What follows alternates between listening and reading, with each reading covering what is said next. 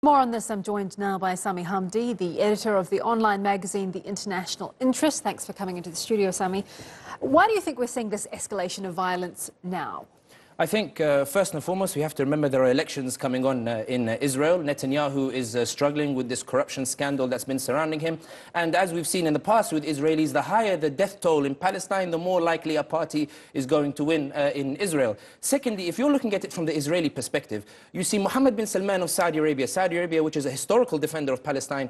You see Mohammed bin Salman pleading for your support to lobby the US in the Khashoggi affair. You see Sisi begging for your support to lobby the US to support him while he represses his people. You see the Qataris flying your representatives first class in order to lobby for support against the Saudi PR campaign and the Saudi blockade. You see that the Arabs are not, they're in an unprecedented position whereby they are not defending the Palestinians anymore. On the contrary, Egypt and Saudi are pressuring the Palestinians to accept Jared Kushner's deal of the century. Moreover, and the most darkest dynamic of this, you see many Gazans now saying that we are tired of Hamas, tired of war, we just want this to stop. Hamas, just stop this war. The Israelis, based on all of this, have determined that the more we bomb Gaza, the more we bomb the Palestinians, the more we blockade, the more weaker Hamas gets, the more tired the Gazans get, the more their will for resistance drains, the more likely we are to survive and the more likely we are to win, and nobody can stop us. And this is why the Arabs today are reminded of the words of King Faisal in 1973 when he said, brothers, what are we waiting for? Are we waiting for the international conscience?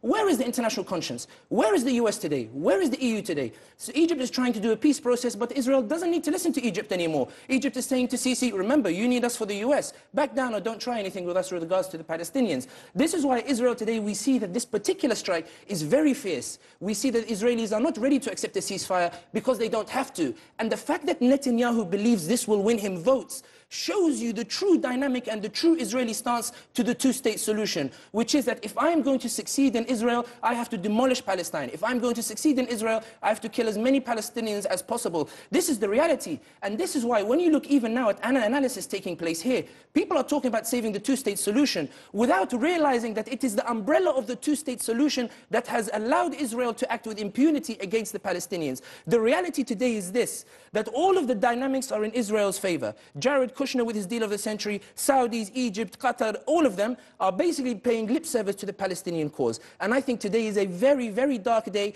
especially when it's compounded by the fact that the US has recognized Israeli annexation of the Golan Heights. This is ultimately profound, this is very dangerous, and this suggests that this is a very dark day for the Arabs in history. So what you're saying is you think that the Israelis are acting on the time that they have now, which is a time of particular impunity. Of course, you have Donald Trump who is pushing this peace plan of his, which is essentially that the Palestinians forget your cause, forget the fact your land was stolen, forget the fact Israel is encroaching on your territory, forget all of this. You have to have peace because I, Donald Trump, have told you you have to do so. This is the problem here. And Israel, when it sees the whole world on its side, and nobody is standing with the Palestinians, not even the Palestinians' own brothers and own cousins, who Egypt and Saudi Arabia consider Hamas more of a threat to them than the Israelis. When Israel sees this, from an objective perspective, if I am writing in the Haaretz newspaper or advisor to Netanyahu, keep bombing them. No one's going to stop you. Just quickly, from the Hamas side, though, because there's two sides to every story, why do you think that, and this rocket went further than it's ever gone before from Hamas side, right up to Tel Aviv. What do you think Hamas's strategy is here? Well, Hamas have been constantly firing rockets because we have to remember that despite the fact that there has been decades of trying to promote the narrative that Israel is the victim of Palestinian aggression, whereby the reality is that when the Israeli population fled from Europe after oppression in Europe, not oppression by the Arabs. We know the history, but I'm not going into the history too much. Yeah. But the point here is this. Hamas is fighting a resistance. Hamas is fighting Israel in order to regain territory. It has lost territory that has been stolen.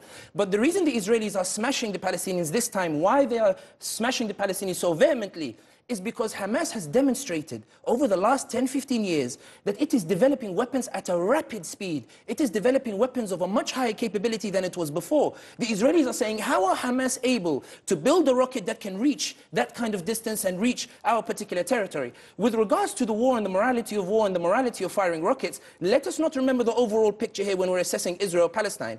Land was taken, land was stolen, People are saying, I want my land back, I want my house back, and I'm ready to fight for my land. The world is telling the Palestinians, forget your house, forget your land, forget everything. You must accept because we like these guys better than you. This is the reality. Unfortunately, though, it feeds into the Israeli narrative, which then goes on to support what Benjamin Netanyahu is doing. Unfortunately, we will have to leave it there. Thank you so much. That's Sami Hamdi from the International Interest.